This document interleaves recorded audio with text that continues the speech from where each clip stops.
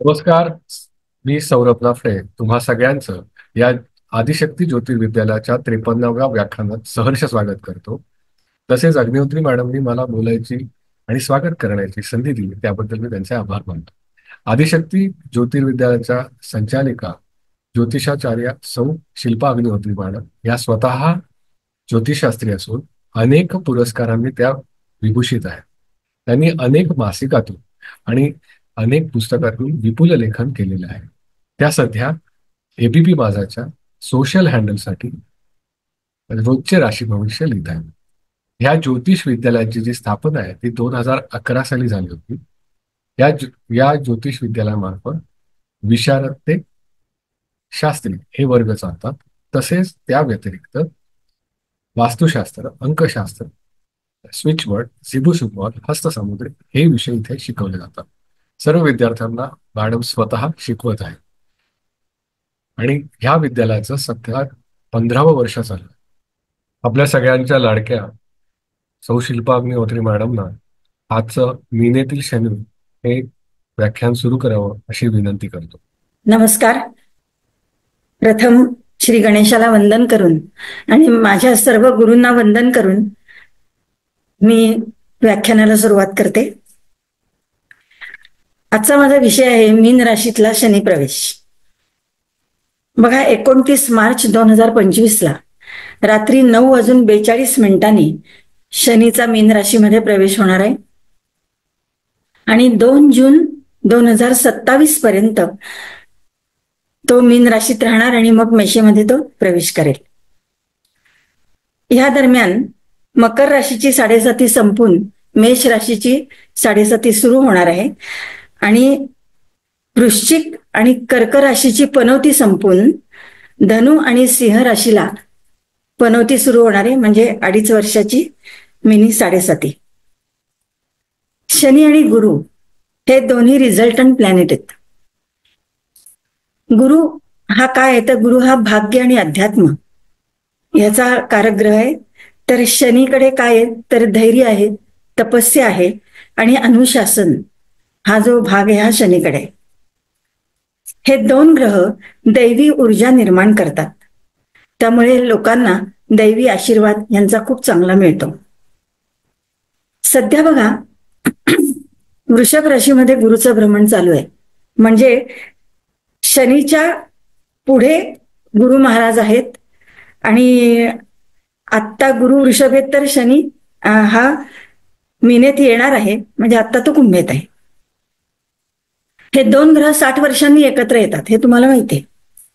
आता काय आहे की गुरु हा शनीच्या पुढे आहे, म्हणजे गुरुनी पुढे जाऊन तो ज्या ज्या राशीमध्ये आहे त्या त्या राशींना तो शिकवतोय आणि मागून येणारा जो शनी आहे तो पाहणार आहे की गुरुनी शिकवलेलं तुम्ही किती अंमलात आणणार आहात हे तो पाहणार आहे. तिथे जर चूक झाली काही तर शनी हा शासन करणारा ग्रह आहे. आता 13 जुलै 2025 ला शनी वक्री होतोय. ज्यावेळी शनी वक्री भ्रमण करेल त्यावेळी ज्यांनी ज्यांनी चुकीची कामं केलेली आहेत आतापर्यंत त्यांना हा शनी दंड देणार आहे. म्हणजे मागचं राहिलेलं जे आहे तो वक्री शनी येऊन मागचं सगळं चांगलं आणि वाईट हे सगळं भोगायला लावणारा हा वक्री शनी आहे. 28 नोव्हेंबरला मीन राशीमध्येच तो मार्गी होतोय. त्यानंतर पुढच्या वर्षी 27 जुलै 2026 ला तो वक्री होतोय पुन्हा आणि 11 डिसेंबर 2026 ला तो मार्गी होतोय. असा वर्षातून 4 महिने शनी नेहमी वक्री होतो. शनी आपल्या पत्रिकेमध्ये ज्या स्थानात आहे तेथून 5व्या आणि 9व्या स्थानी भ्रमण करणारा शनी हा चांगली फळं देतो. म्हणजे कर्क आणि वृश्चिक राशीत ज्यांचा मूळ शनी आहे त्यांनी संधीचा सदुपयोग करून घ्यायचा आहे. गोचरीने शनी ज्या वेळेस आपल्या जन्म अंशावरून जातो तो काळ थोडासा अनिश्चिततेचा असतो, थोडा संघर्षाचा असतो, हाल अपेष्टेचा असतो. तेव्हा गोचरीने शनी ज्या वेळेस आपल्या जन्म अंशावरून जातो तेव्हा. आता शनीची केंद्रातली भ्रमणं ही तीव्र असतात. म्हणजे ते ही भ्रमणं जरा माणसाला झगडा करायला लावतात, संघर्ष करायला लावतात. आपल्या मनासारखी कामं होत नाहीत, दुःख थोडंसं निर्माण होऊ शकतं. आता शनीच्या ज्या नावडत्या राशी आहेत तर त्या बघा, मेष, वृश्चिक, कर्क, सिंह आणि धनु या शनीच्या नावडत्या राशी आहेत. ह्या राशींना शनीची भ्रमणाची फळं ही फारशी लाभदायी नसतात. शनी हा काय तर निवाडा करणारा न्यायाधीश आहे. आपलं नाणं जर खणखणीत असेल ना तर त्याच्या वक्रदृष्टीची भीती बाळगायचं काहीच कारण नाही. शनी काय आहे तर शनी म्हणजे गुरुनी मार्गदर्शित केलेला मंगळ आहे. मग शनी गुरुप्रमाणे ज्ञानी नाहीये तर शनी काय तर शनी तपोनिष्ठ आहे. बघा, दर 10 वर्षांनी शनीची फळं रिपीट होतात. शनीच्या पुढच्या स्थानामध्ये जर पापग्रह असतील तेव्हा माणसाला जास्त त्रास होतो. म्हणजे गोचरीचा शनी जेव्हा मीन राशीमध्ये आत्ता जातोय तर मेष राशीमध्ये जेव्हा पापग्रह येतील त्या काळामध्ये त्या माणसांना जास्त म्हणजे ज्यांना 7.5 चालू आहे त्यांना जास्त त्रास होणार आहे. राहूवरून ज्यावेळेस शनी जातो ना तेव्हा माणसाची खूप धावपळ होते. अशा ह्या वेळेस लोक दुसऱ्यासाठी, स्वतःसाठी काम करण्यापेक्षा दुसऱ्यासाठी जास्त काम करतात. पण ह्या मीन राशीतल्या शनी भ्रमणामध्ये शनी राहूवरून जातच नाहीये, त्यामुळे हा प्रश्न येत नाही. गुरु जेव्हा कर्क राशीत येईल, बघा आत्ता गुरु वृषभ राशीमध्ये आहे, मे मध्ये बदलतोय.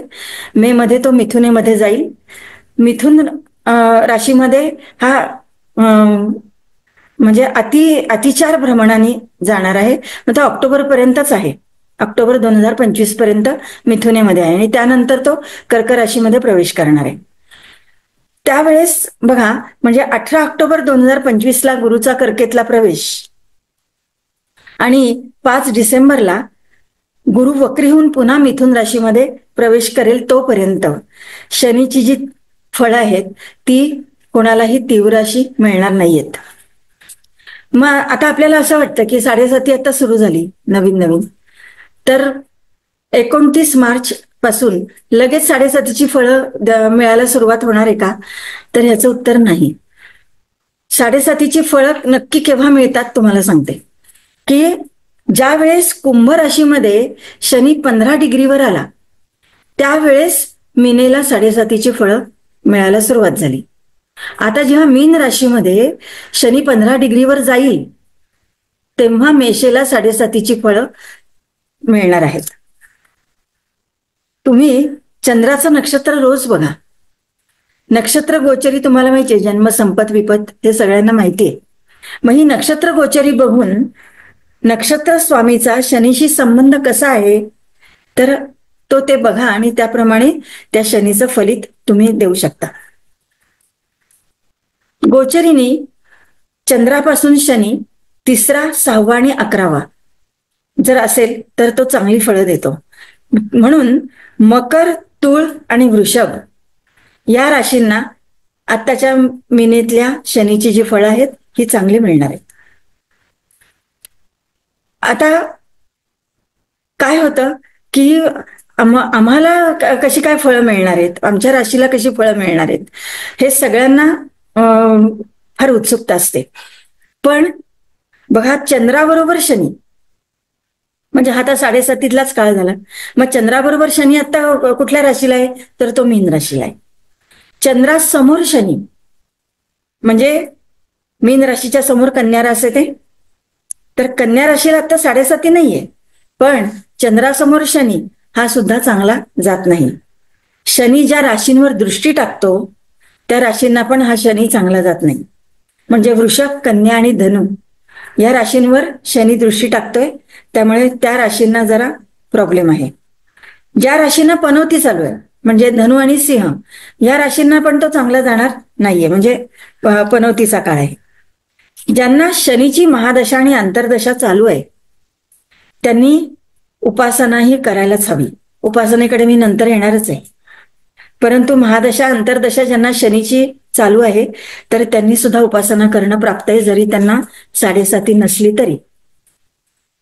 आता मीन राशीमध्ये शनीचं भ्रमण जेव्हा चालू होईल तेव्हा मीन राशीमधली जी 3 नक्षत्र आहेत, पूर्वा भाद्रपदाचं पहिलं चरण, उत्तरा भाद्रपदाचे 4 चरण आणि रेवती नक्षत्राचे 4 चरण, या 3 नक्षत्रांमधून शनीचं भ्रमण होणार आहे. मग पूर्वा भाद्रपदामध्ये तो थोडीशी मिश्र फळं देणार आहे. अगदी लगेच फळं देणारा शनी हा इथे तुम्हाला दिसणार आहे. धार्मिक, तत्वशील, अंतर्ज्ञानी, आध्यात्मिक आणि वैराग्य या संदर्भामध्ये हा शनी पूर्व भाद्रपदामध्ये फळ देणार आहे. उत्तर भाद्रपदामध्ये तुमच्या चांगल्या वाईट कर्माचे फळ देणारा हा शनी असणार आहे. थोडासा संशयी, टीकाखोर, हजरजबाबी आणि शिस्तीचा हे सगळं बघणार आहे शनी. त्यामुळे उत्तरा भाद्रपदामध्ये जरा शनीची फळं थोडीशी घसरणार आहेत. आता रेवती नक्षत्रामध्ये जेव्हा शनी जाईल तेव्हा हा शनी माणसाला जास्तीत जास्त शिकवण्याच्या मूडमध्ये असणार आहे. त्यांनी सांगितलेलं ऐकलं तर ठीक आहे आणि नाही तर तो शासन करणार आहे. अतिशय व्यासंगी, हुशार, हरहुन्नरी, कलाप्रिय आणि अभ्यासू व्यक्तींना हा शनी चांगली फळं देणार आहे. शनी ज्या राशीतून जातो त्याच्यापासून तो 6व्या भावाला जरा जास्तच त्रास देतो. म्हणजे मिनेतला शनी हा सिंह राशीला जरा जास्त त्रास देणारा ठरणार आहे. ऑलरेडी सिंह राशीला पनोती आहेच आहे, पण आता हे दोन्ही सांगितलं म्हणजे सिंह राशीच्या लोकांनी इतकं घाबरून जायचं कारण नाही. आपली उपासना वाढवली ना आणि आपलं कर्तव्य चांगलं ठेवलं, आपलं कर्म चांगलं ठेवलं तर काहीही घाबरायचं काही कारण नाही सिंह राशीने. आता शनी कुठल्या राशीला कसा आहे, कितवा आहे हे बघूया. तो मिनेला पहिला आहे, कुंभेला दुसरा आहे, मकरेला तिसरा आहे, धनुला चौथा आहे, वृश्चिकेला 5वा आहे, तुळेला 6वा आहे, कन्येला 7वा आहे, सिंहेला 8वा आहे, कर्केला 9वा आहे, मिथुनेला 10वा आहे, वृषभेला 11वा आहे आणि मेषेला 12वा आहे. मग याच्यामध्ये तो चांगला कुठल्या राशींना जाणार आहे जास्त, तर मकर, तुळ आणि वृषभ या राशींना हा शनी जास्त चांगली फळं देणार आहे. बघा 7 सप्टेंबर 2025 खग्रास चंद्रग्रहण होणार आहे. ते भारतात पण दिसणार आहे. यावेळेस चंद्र राहू यांची कुंभेत युती असेल आणि शनी मीन राशीमध्ये त्यावेळेस वक्री असणार आहे. या काळामध्ये कुंभ राशीनी आणि शिवाय जलतत्वाच्या ज्या राशी आहेत 4, 8, 12 या राशींनी आपली उपासना वाढवणं आवश्यक राहणार आहे. 3 मार्च 2026 खग्रास चंद्रग्रहण आहे. हे दुसरं चंद्रग्रहण. 2, 6, 10 आणि 5 या राशींनी या 3 मार्चला आपली उपासना वाढवायची आहे. आता कुठल्या पादाने कुठल्या राशीमध्ये तो कसा येतोय बघूया. वृषभ, तूळ आणि मीन या राशींना सुवर्ण पादाने शनी येतोय. त्याचं फळ आहे चिंता. कर्क, वृश्चिक आणि कुंभ या राशींना तो रौप्य पादाने येतोय. त्याचं फळ शुभ आहे. मिथुन, कन्या आणि मकर ह्या राशींना तो ताम्रपादाने येतोय. त्याचं फळ आहे श्रीप्राप्ती. मेष, सिंह आणि धनु या राशींना तो लोहपादाने येतोय. त्याचं फळ आहे कष्ट. आता बघा अग्नितत्वाच्या ज्या राशी आहेत 1, 5, 9 म्हणजे मेषेला 12वा, सिंहेला 8वा आणि धनुला 4था असं ह्या अग्नितत्वाच्या राशींना तो येणार आहे. या राशींनी आपली उपासना वाढवायची आहे. आध्यात्मिक प्रगती करून घेणं आवश्यकच आहे, कारण आध्यात्मिक बैठक असल्याशिवाय ही लोक समस्यांना चांगल्या प्रकारे सामोरे जाऊ शकणार नाहीत. त्यामुळे आध्यात्मिक बैठक वाढवणं या अग्नितत्वाच्या राशींनी खूप आवश्यक आहे. आता पृथ्वी तत्वाच्या राशी 2, 6 आणि 10 वृषभला 11वा आहे, कन्येला 7वा आहे आणि मकरेला तो 3रा आहे.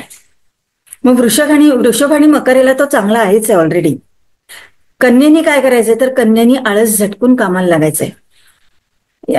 तरच ह्या सर्व राशींचं कर्तृत्व जे आहे ते भराला येणार आहे. वायू तत्वाच्या राशी 3, 7, 11. मिथुनेला 10वा, तुळेला 6वा आणि कुंभेला 2रा हा शनी येतोय. तुळेला तर तो चांगला आहेच आहे. पण बाकीच्या ज्या राशी आहेत त्या राशींनी आवश्यक तिथे कम्युनिकेशन वाढवणं खूप आवश्यक आहे. बौद्धिकतेची कसोटी लागणार आहे, त्यामुळे कम्युनिकेशन वाढवा. आता जलतत्वाच्या राशी 4, 8, 12. कर्क राशीला 9वा आहे, वृश्चिक राशीला 5वा आहे आणि मीन राशीला तो 1ला आहे. या राशींनी स्वतःला अपडेट करून घेणं खूप गरजेचं आहे. नवीन संधी येतील त्याकडे लक्ष देणं आवश्यक आहे. त्यामुळं हा माझा विषय नाही, मी ह्याच्याकडे बघणार नाही असं न म्हणता जे जे काय समोर दिसेल, जे आवश्यक आहे ते करणं यांना प्राप्त आहे.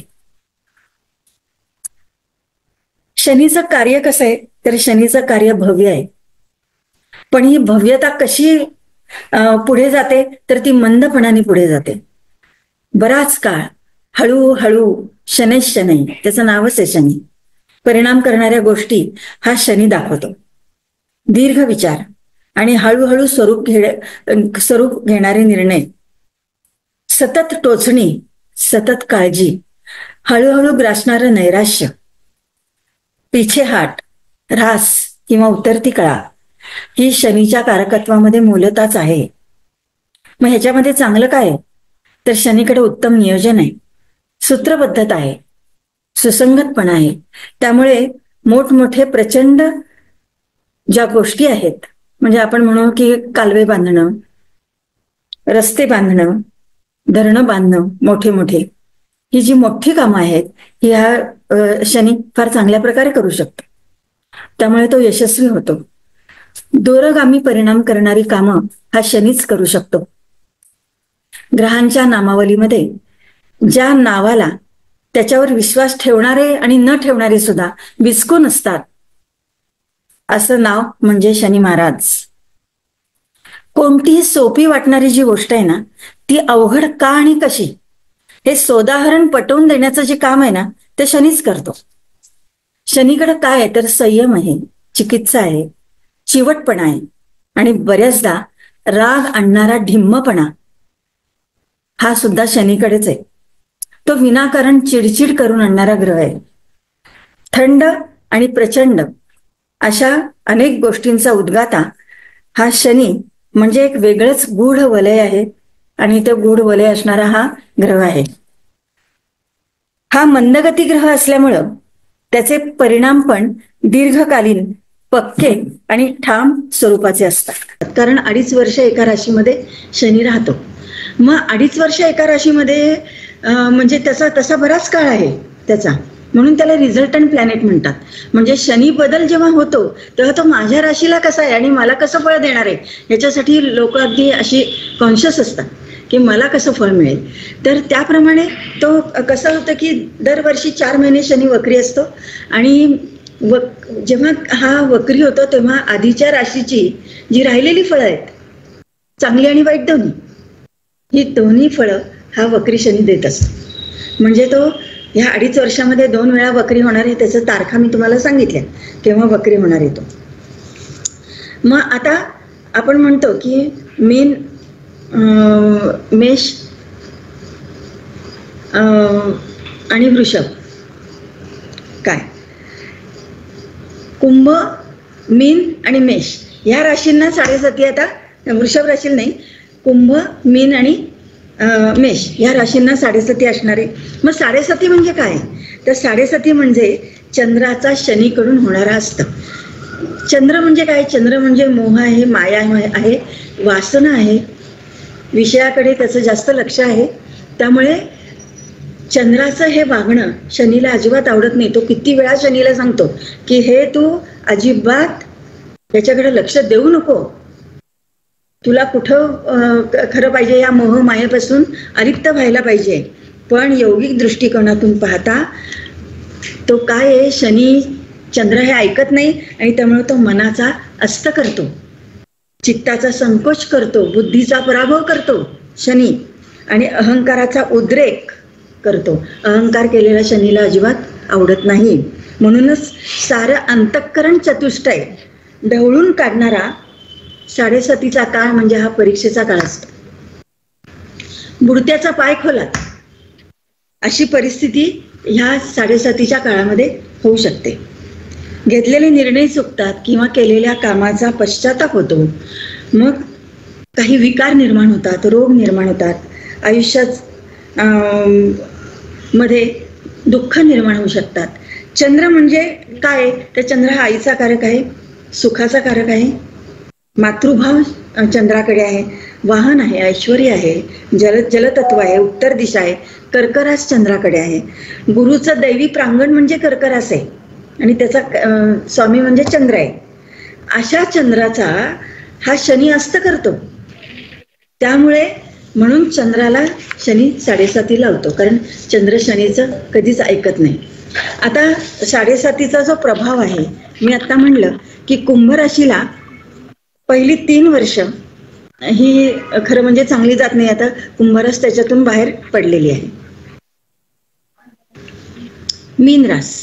मीन राशीला शेवटची 2.5 वर्ष ही जरा थोडी त्रासदायक जातात आणि मेष राशीला मधली 2.5 वर्ष ही थोडी शनीची त्रासदायक जातात. लग्नी रवी आणि चंद्र असेल, बघा, लग्नी रवी आणि चंद्र असेल तर 7:30 मध्ये तीव्रता माणसाला जास्त जाणवते. 7:30 लग्नाला असेल, म्हणजे आता मीन लग्न असेल तर शारीरिक व्यथा, लग्नाला असेल तर शारीरिक व्यथा, चंद्राला असेल तर मानसिक व्यथा, आणि रवीला जर 7:30 असेल तर उद्योग, नोकरी, मटेरियल रिझल्ट याच्यामध्ये माणसाला त्रास होतो.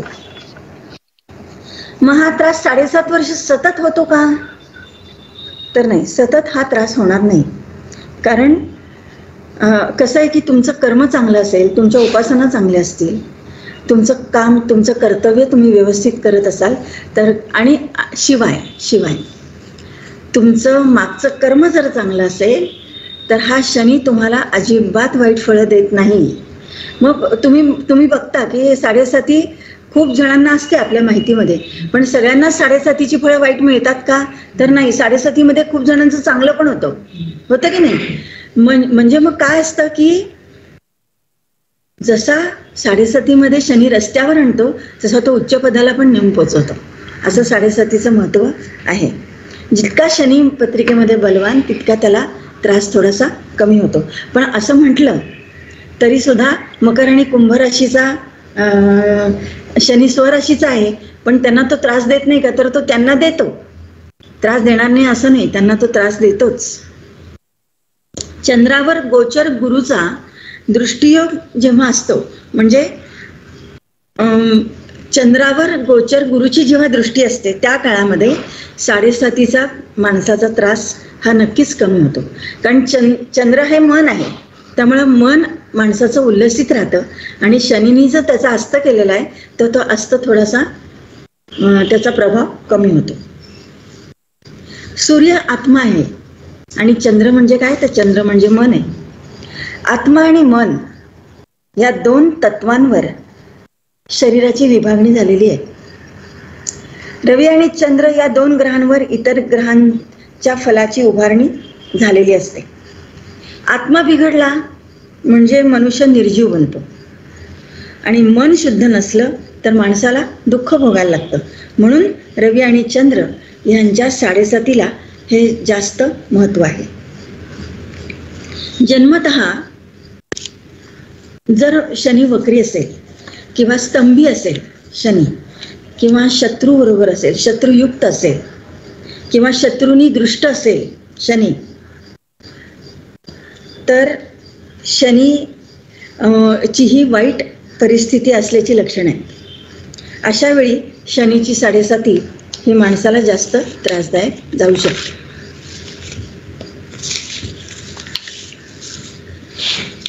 कसं आहे, शनी नेहमी 1 वर्ष 10 दिवसांनी वक्री होतो.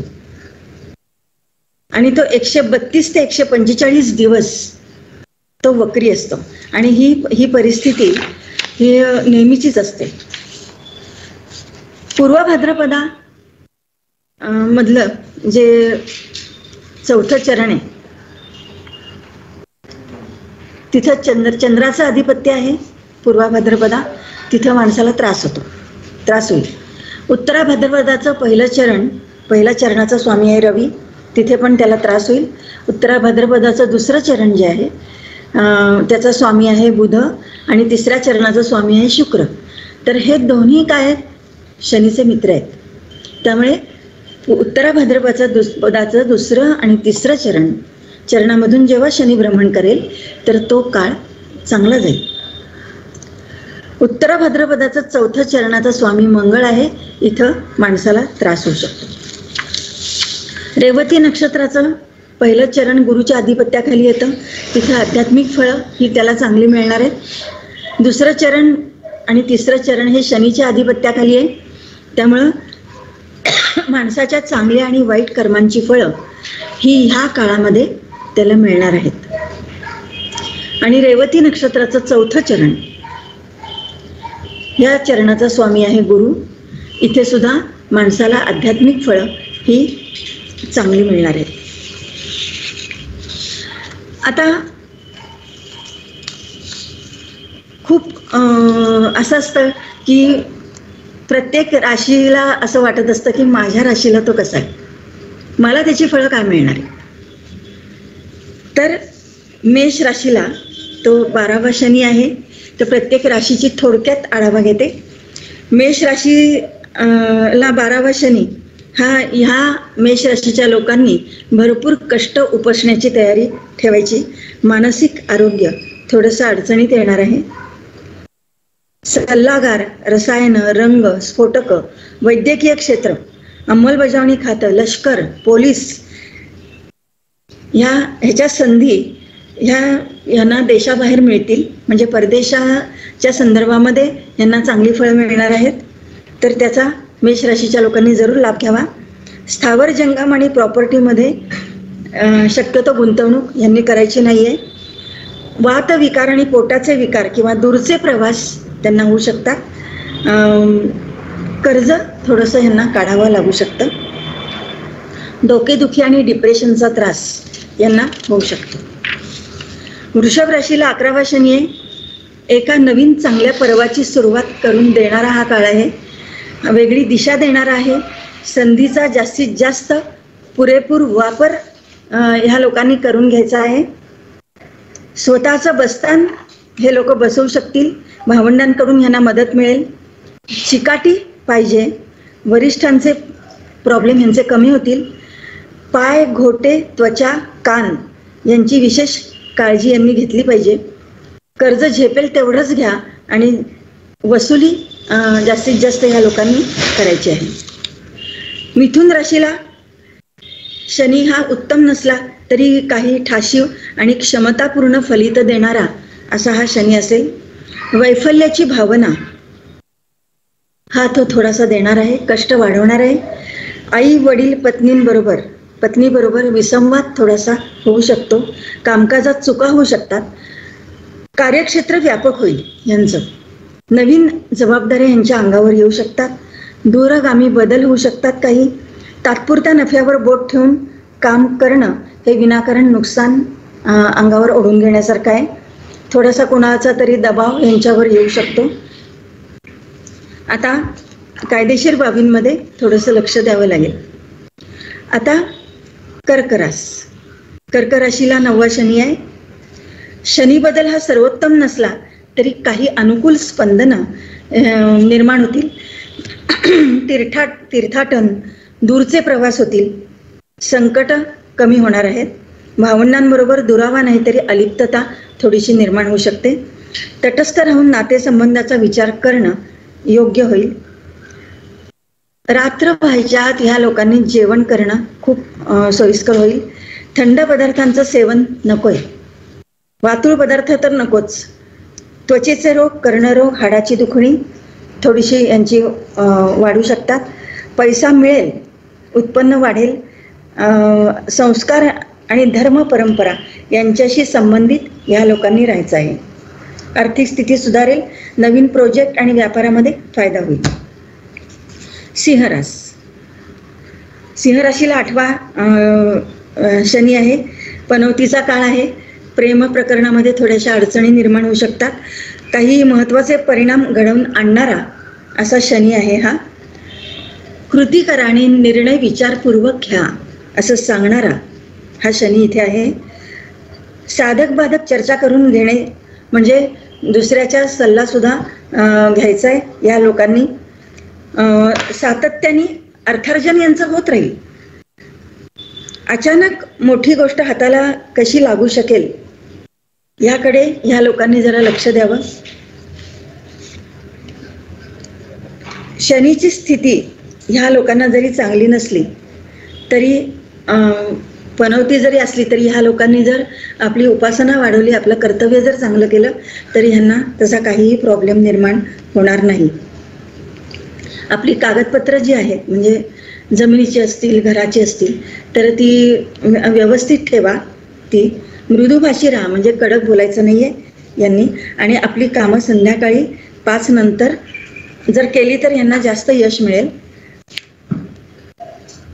हाडांचे किंवा नसांचे रोग, व्हेरिकोज वेन्स किंवा जॉब जाणं हा सुद्धा भाग सिंह राशीला होऊ शकतो.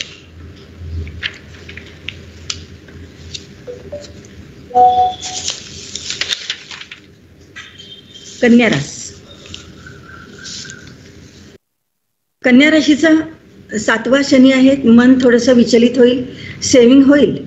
कलाकारांना हा काळ चांगला आहे,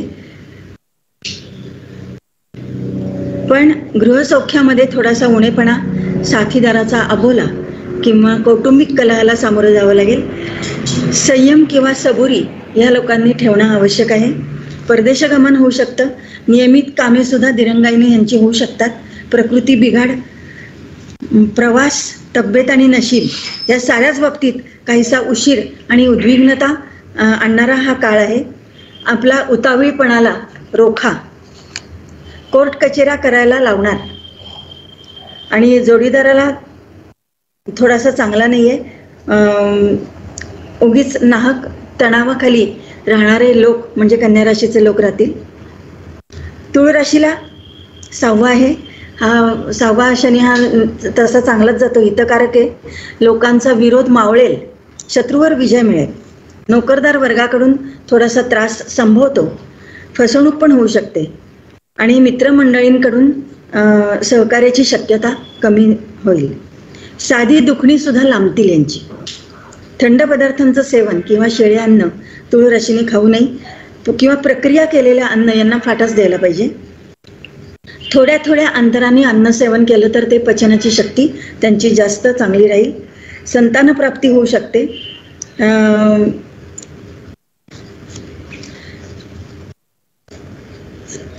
जोडीदाराची काळजी घ्यावी लागेल.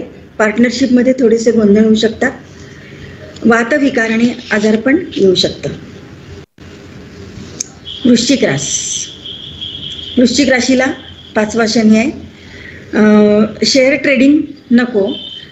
लग्न ठरतील पण वयाने मोठा जोडीदार मिळू शकतो. यांना संमिश्र फळं मिळतील तरीही अनुकूलता जास्त आहे. कारण 2.5 वर्ष वृश्चिक राशीच्या लोकांनी पनौतीमध्ये जरा बरंच भोगलेलं आहे. थोडा शनी त्यांना थोडासा हलकं करणार आहे. शिक्षणाशी संबंधित घडामोडी या महत्त्वाच्या ठरतील. लेखापरीक्षण, भौतिकशास्त्र, शल्यचिकित्सा, हार्डवेअर, अणुशास्त्र या संबंधित ज्यांचे व्यवसाय आहेत त्यांना तर अनुकूल आहे. सलग अभ्यासाची बैठक यांनी ठेवली तर त्यांना विद्याभ्यासामध्ये यश मिळू शकतं. विवाहामध्ये अडथळे येऊ शकतात. मित्रमंडळींकडून सहकार्य मिळेल. दूरच्या प्रवासाचे योग येतील पण संततीला जरा चांगला नाही आहे. थोडासा एकाकीपणा थोडासा त्यांचा अजून जाणार नाहीये. धनुराशीला 4था आहे. चुकीची इन्व्हेस्टमेंट नकोय. थोडासा अशांती निर्माण करणारा हा शनी यांना असेल कारण 4था शनी आहे धनुराशीला. कायदेशीर कटकटी आणि त्यातून तंटा निर्माण होऊ शकतो. नोकर वर्गाकडून उपद्रव होऊ शकतो. वडीलधारी मंडळी आई आणि आई वडील किंवा आजी किंवा आई वडील या अशा नातेवाईकांशी थोडीशी कुरबुर होईल. घरात अडचणी निर्माण होऊ शकतात. खरेदी कमी करा. थोडंसं बदनामीला सामोरं जावं लागेल किंवा ह्या लोकांना डावललं जाणं म्हणतो ना आपण, तर तसा भाग थोडासा होऊ शकतो. कुठल्याही कामाचं चीज न होणं आपण भाग येऊ शकतो. बचत थोडीशी यांनी करायला पाहिजे. ज्यांचा संबंध निर्यात किंवा कायदा व्यवस्थेशी आहे, करविषयक कामे करतात किंवा परदेशाशी संबंधित घडामोडी किंवा वित्तीय संस्थेशी ज्यांचा संबंध आहे त्याच्यामध्ये त्यांना फायदा होईल. तर आलेल्या संधीचा फायदा यांनी घ्यायचा आहे धनुराशीने. मकर राशीला तिसरा शनी आहे. थोडीशी आक्रमकतेची गरज यांना लागेल. नवीन संधी निर्माण होऊ शकतात. यांना भावंडांबरोबर थोडा विसंवादी सूर निर्माण होऊ शकतो. चांगला परिणाम देणारा शनी हा त्यांना जाणवेल. कृती करा. परदेशातल्या कामांना सहजी हातावेगळे ही लोक करू शकतील. धाडसाने कामं करा असं सांगणारा शनी इथे आलेला आहे. कायदेशीर कामं यांची मार्गी लागतील. मुलांच्या चिंता संपतील आणि परदेशी जाण्याची संधी मिळेल. शिक्षणात यश मिळेल आणि शेअर मार्केटमध्ये दीर्घकाळ गुंतवणूक ही त्यांना फायदेशीर ठरू शकते. आता कुंभराश म्हणजे कुंभराशीला दुसरा शनी आहे. थोडासा अनिष्ट परिणाम देणारा आहे.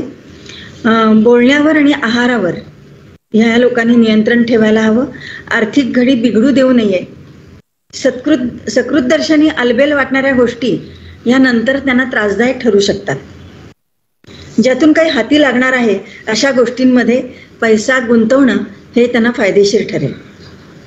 थंड किंवा फ्रीजमधले पदार्थ यांनी शक्यतो टाळावेत. गोड पदार्थांचं सेवन टाळावं. आई आणि आईकडचे जे नातेवाईक आहेत तर त्यांच्याशी खटके उडू शकतात. दुरावा निर्माण होऊ शकतो. चिवट आजार किंवा वातविकार होऊ शकतात. साडेसातीतलं हे अखेरचं जे पर्व आहे ते टोकाचं प्रतिकूल नसलं तरी यांना बेसावध राहून चालणार नाहीये. शिक्षण, कृषी शिक्षण म्हणजे शेतीविषयक कामांमध्ये त्यांना गती येईल. संतान प्राप्ती होऊ शकते आणि पण ह्याचा पायावर प्रभाव मात्र राहणार आहे. आता मीन राशीला पहिला शनी आहे. साडेसातीतला महत्वाचा टप्पा हा अनिष्टता संपवत नाहीये. याचं भान ठेवणं इष्ट राहील या राशीला. शारीरिक श्रमांवर नियंत्रण ठेवावं म्हणजे शारीरिक श्रम यांनी करू नये. वातविकार किंवा गोड खाणं यावर बंधन हवं. पायाचे आणि घोट्याचे विकार यांना होऊ शकतात. नैराश्याचा प्रभाव हा थोडासा राहणार आहे. एकलकोंडेपणा हा थोडासा राहील. कार्यक्षेत्रामध्ये अडथळे निर्माण होऊ शकतात. कष्ट आणि मानसिकता, आरोग्य बिघडणं म्हणजे कष्ट तर पडणारच आहे, मानसिकता बिघडू शकते आणि आरोग्य पण बिघडू शकतं. अपेंडिक्स, हर्निया असं ज्यांना त्रास आहे तर त्यांनी सावध राहायचं आहे. मधुमेहींनी जखम होणार नाही याची काळजी घ्यायची आहे.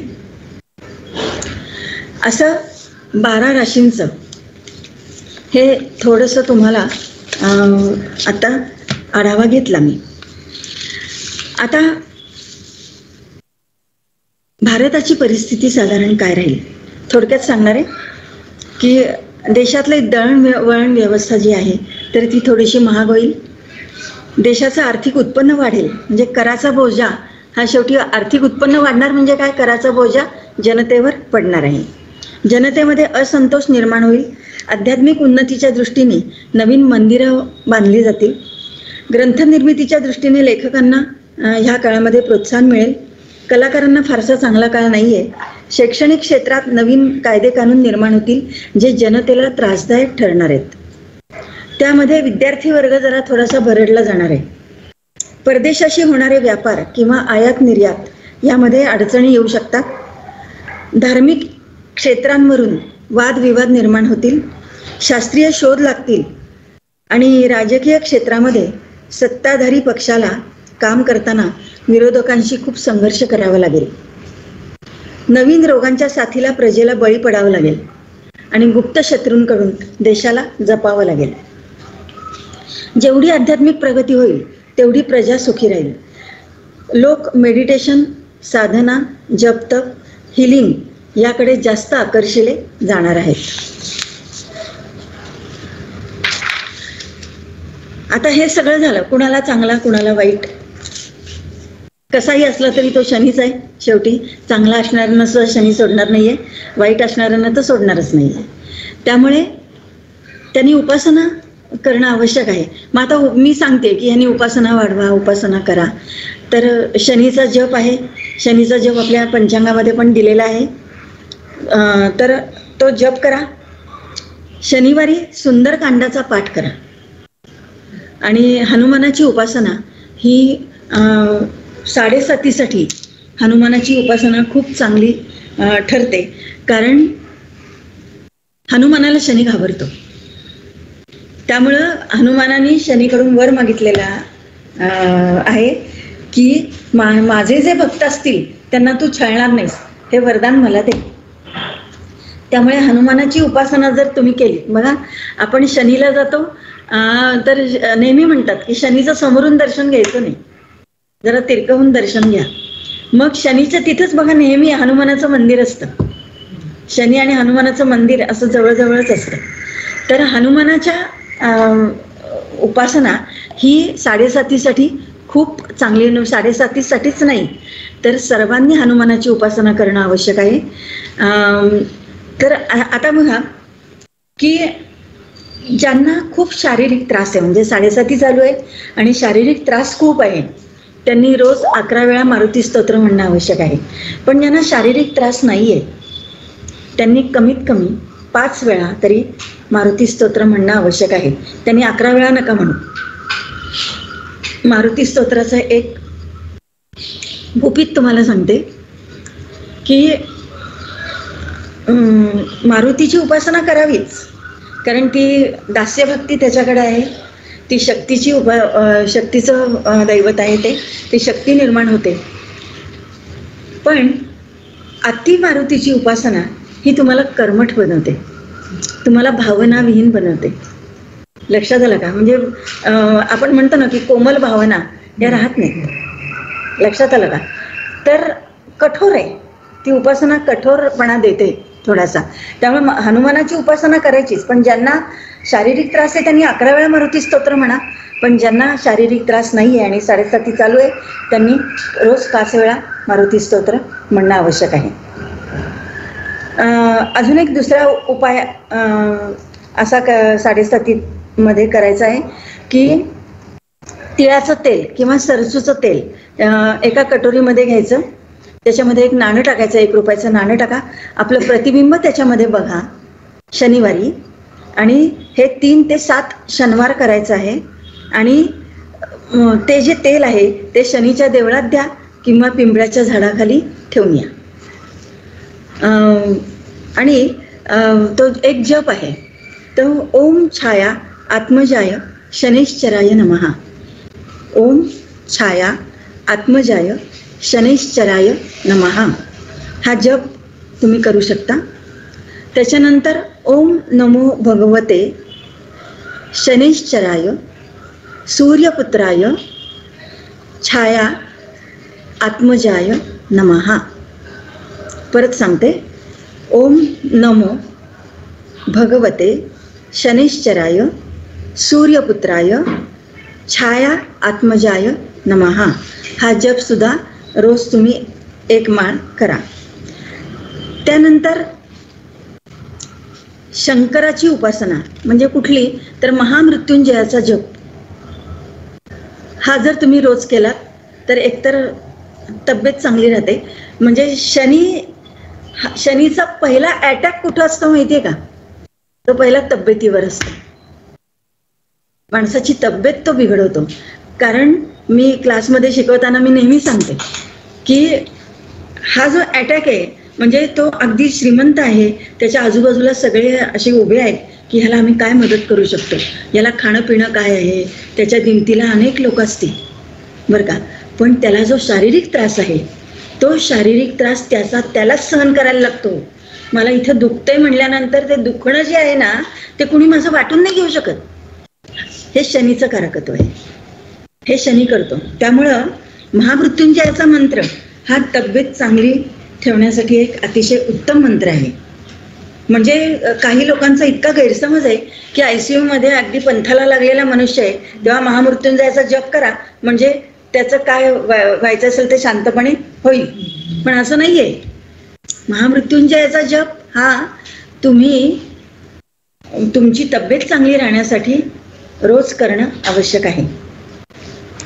आता दान काय करा, शनीचं दान आहे घोंगडी, हे शनीचं दान आहे. त्याच्यानंतर काळी छत्री, काळा रंग शनीचा आहे. नंतर काळ्या वाहना, जो गरीब आहे त्याच्या पायात वाहना नाही त्याला वाहना घेऊन द्या, या दान द्याव्यात असं सांगितलेलं आहे. आणि बघा अजून एक असा उपासना आहे की 1.25 किलो काळे चणे घ्यायचे, त्याच्यामध्ये आणि काळे उडीद 1.25 मीटर काळ्या कपड्यात बांधावे, त्याच्यामध्ये दक्षिणा पण ठेवा. शनीचा 108 वेळा जप करा आणि वाहत्या पाण्यामध्ये सोडा किंवा पिंपळाच्या झाडाखाली ठेवून या आणि त्याला पिंपळाच्या झाडाला 3 प्रदक्षिणा घाला. परत सांगते, 1.25 किलो काळे चणे, 1.25 किलो काळे चणे, काळे उडीद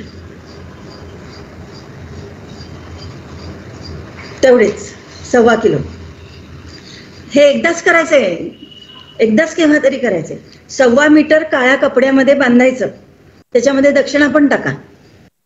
शनीचा 108 वेळा जप करा आणि वाहत्या पाण्यामध्ये सोडा किंवा पिंपळाच्या झाडाखाली ठेवा आणि पिंपळाला 3 प्रदक्षिणा घाला. हे केव्हा करायचंय? शनिवारी.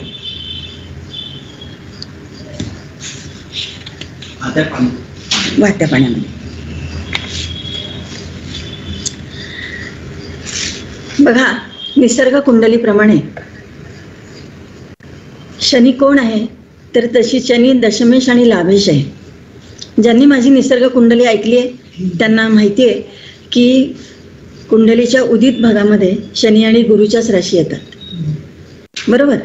त्यामुळे दशमेश आणि लाभेश येतो. तो शनी कुठं जाणार आहे तर तो व्ययस्थानी जाणार आहे. तुमचं कर्म आणि तुमच्या इच्छा जशा असतील त्याप्रमाणे हा शनी फळ देणार आहे. व्ययस्थान काय आहे तर व्ययस्थान सर्व गोष्टींचा व्यय करणारं स्थान आहे, बरोबर.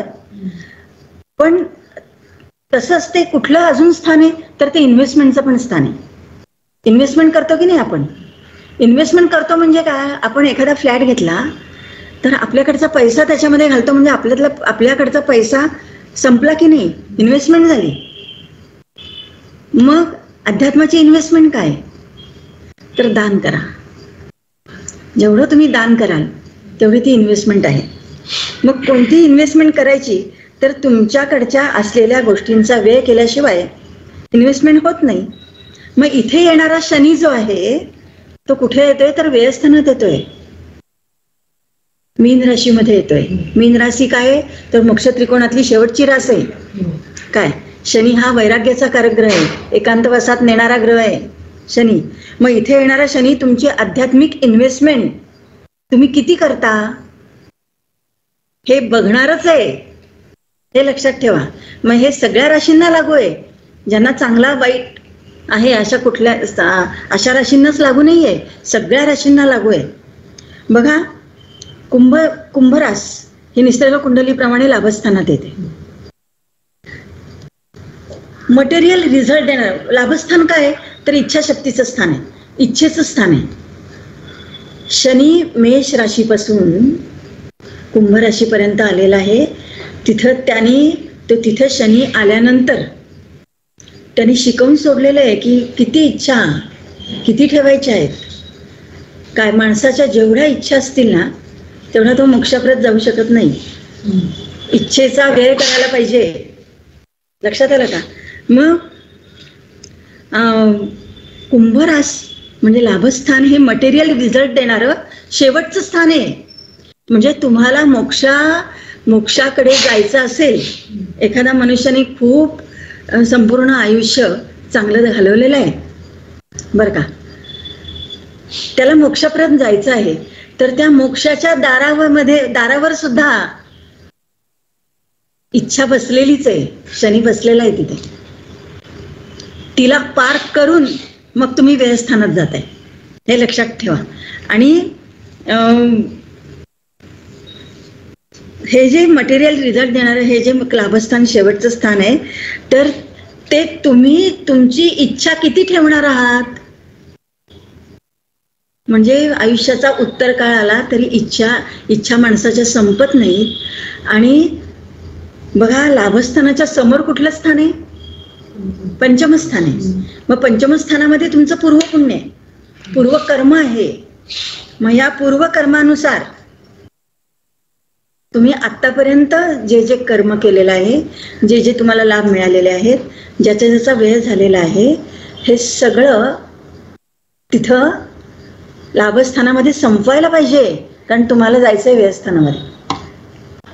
म्हणून तिथे म्हणजे पंचम बघा, बरोबर त्याच्या समोर पूर्वकर्म ठेवलेलं आहे लाभस्थानाच्या समोर.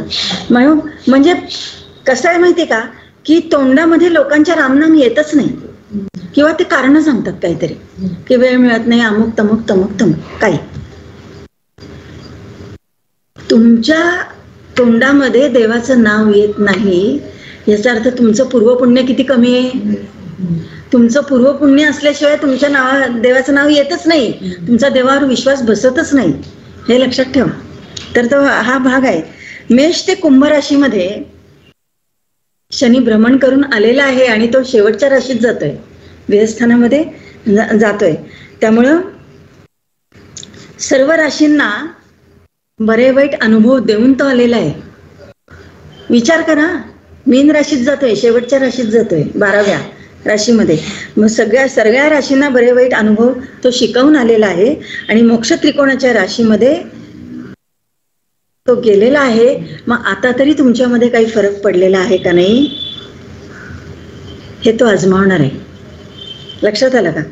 मीन राशीत तो राशींचं सर्कल पूर्ण करणार आहे. इथल्या मीन राशीचं सिंबल काय, उलट सुलट मासे आहेत का नाही.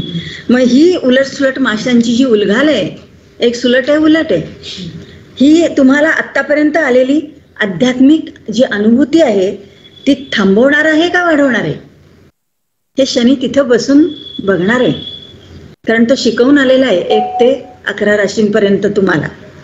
आणि पुनरपी जननम पुनरपी मरणम ह्या चक्रात नाहीतर तो अडकवणार आहे परत. लक्षात आलं का. म्हणजे तुम्ही किती शिकलात, मी मेष ते कुंभ राशीपर्यंत शिकवत आलेलो आहे तुम्हाला. आता मी मीन राशीमध्ये मोक्ष त्रिकोणाच्या राशीत गेलेलो आहे. तिथं तो शनी कायम काय करतो, तो कडेला उभा आहे हाताची घडी घालून. मीन राशीमध्ये तो राशींचं सर्कल पूर्ण करणार आहे. मीन राशीतल्या उलट सुलट जे मासे आहेत त्या माशांची उलघाल तुम्हाला आतापर्यंत आलेली आध्यात्मिक अनुभूती जी आहे ती थांबणार आहे का वाढणार आहे, हे सांगणार आहे. आणि मग पुनरपी जननम पुनरपी मरणम ह्या चक्रामध्ये तो मनुष्य परत अडकणार आहे. मिनीतला शनी सांगतोय की इथे माया संपतीये, भौतिक जगाचं अस्तित्व संपुष्टात येते. मायेच्या किंवा दृश्य जगाच्या पलीकडे सुद्धा एक अस्तित्व आहे. आणि ह्या भौतिक जगाला आणि मायेला भेदण्यासाठी या शनीचं इथं आगमन होत आहे. कारण शनीकडे मुळात वैराग्य आहे, एकांतवास आहे. मेष हा जर सृष्टीचा आरंभ आहे तर मीन ही त्यामागची पूर्वतयारी आहे. मीन म्हणजे एक डोह आहे आणि जिथे अंत आणि आरंभ एकत्रित नांदतात अशी ही मीन रास आहे. ही तर्काने उलगडणारी रास नसून आत्मिक समर्पणाने उलगडणारी रास आहे. आणि म्हणूनच बुध हा मीन राशीमध्ये नेचीचा होतो. तुम्हाला माहिती आहे बुध कसा ग्रह आहे, बुधाकडे काय आहे तर इथलं सगळं भौतिक जगातलं जे सगळं सुख आहे ते बुधाकडे आहे. म्हणजे काय, तर सुख आहे, धंदा आहे, पैसा आहे, म्हणजे पैशामुळे येणारं सुख आहे. तर हे सगळं बुधाकडे आहे. आणि इथं मीन राशीमध्ये पूर्ण अध्यात्म आहे. हे अध्यात्म आणि हे भौतिक जग याचा कधीही संगम होत नसतो. त्यामुळं बुध मीन राशीमध्ये नीचीचा होतो. मग बुधाचा भ्रम इथे नष्ट होतो खरं म्हणजे मीन राशीत आल्यानंतर, म्हणून तो नीच होतो. म्हणून ह्या राशीत येणारा शनी हा सर्वांना आत्मचिंतन करायला लावेल. 12वे स्थान हे माझं व्ययस्थान आहे, माझ्या पत्रिकेतलं व्ययस्थान आहे. मी मी मी मी जे लहानपणापासून हे माझं आहे हे असं म्हणतो की नाही आपण, या मीचा व्यय हा व्ययस्थानात आहे, हे लक्षात घ्या. त्यामुळे हा मी आणि माझं या सर्वांचा व्यय करायला लावणारा शनी हा जर इथे येतोय तर त्याला समजून घेणं आवश्यक आहे. म्हणजे सर्वच राशींनी, म्हणजे एका राशीने नाही, सर्वच राशींनी आपली उपासना, आपलं जप, आपला व्यासंग, आपला अध्यात्म म्हणजे अध्यात्माचा व्यासंग आणि आपलं अध्यात्म वाढवणं खूप आवश्यक आहे. तर काहीतरी धडगत आहे सगळ्यांचीच. आता तुम्ही बघा की आता मीन राशीमध्ये आता ह्या महिना अखेरीला 5 ग्रह एकत्र येतात ना. पुढचा जो काळ आहे ना, हा काळ फार अवघड आहे माणसाला. म्हणजे ज्याची आध्यात्मिक पात्रता आहे तोच टिकेल, हे लक्षात घ्या. तोच टिकणार आहे या जगामध्ये, नाहीतर मग त्या बाकीच्या लोकांचं काही खरं नाही. तर असा जो मीन राशीतला शनी, याचं मी थोडक्यात तुम्हाला वर्णन सगळं सांगितलेलं आहे.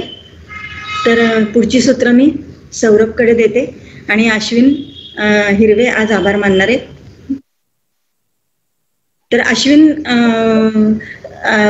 हिरवेची थोडक्यात मी ओळख करून देते की अश्विन हा विप्रोमध्ये सर्व्हिसला आहे. अतिशय एक हुशार व्यक्तिमत्व, आता विशारदच्या क्लासला आहे तो. आणि माझा 7-8 महिन्याचा क्लास हा त्यांनी वर्षभरापर्यंत नेऊन ठेवलेला आहे. कारण क्लासमध्ये अतिशय खूप प्रश्न विचारणारा असा हा मुलगा आहे. त्यामुळे माझा क्लास आणखीन लांबतो आणि मला त्यांना उत्तर द्यायला अजून छान वाटतं. तर असा हा अश्विन, त्याला विनंती करते की त्यांनी आभार प्रदर्शन करावं. धन्यवाद मॅडम. तर सर्वांना नमस्कार आणि शिल्पा मॅडम आपल्याला वंदन. शनीपालट या ऍक्च्युली जो विषय आहे तर तो खूप म्हणजे भीतीदायक वाटतो सगळ्यांना. तर या विषयाकडे आजच्या व्याख्यानाकडून तुम्ही एक वेगळा दृष्टिकोन दिला, तर त्यासाठी आपले खूप खूप धन्यवाद. आणि आज उपस्थित सर्व जे ज्योतिष अभ्यासक आहेत, मॅडमचे विद्यार्थी, आपण सगळेच हे व्याख्यानाला ऑनलाईन उपस्थित राहिले त्याबद्दल मी त्यांचे आभार मानतो.